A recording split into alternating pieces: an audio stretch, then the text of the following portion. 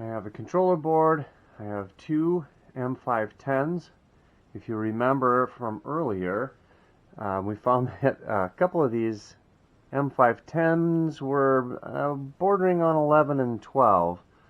Hopefully that won't affect us on this because we've got plenty of room in the rail behind these T-nuts, so that extra millimeter really shouldn't affect us.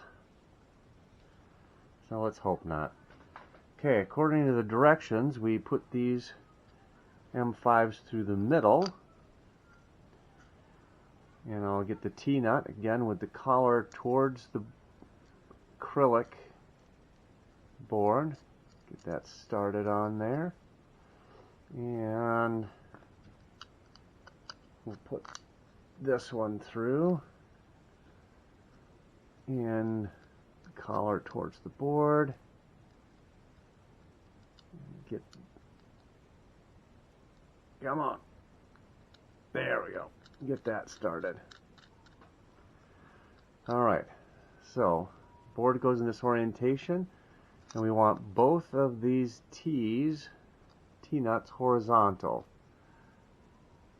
And then that'll slide right on. Now the cool part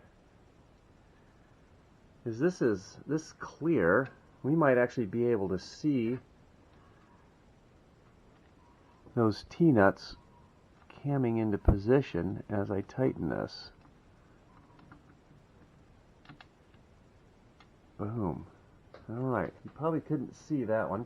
Let me see if I can get this camera in a little bit better position for when we tighten this one up. See if we can see this actually turn in there. Got a little extra light in there. Of course, the camera is now in the way. Literally. Oops. Now we'll just pull back just a little bit. There we go. Now as this tightens up, and it's starting to turn. See that? It's starting to turn, and then it gets vertical in there. Right as we get tight.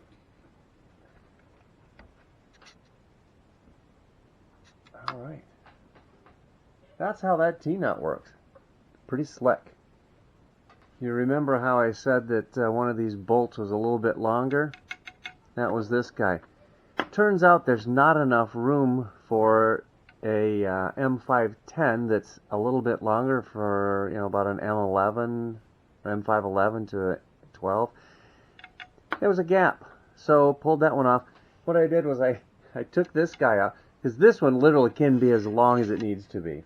So I pulled, this is actually the long one. So I swapped these two guys around.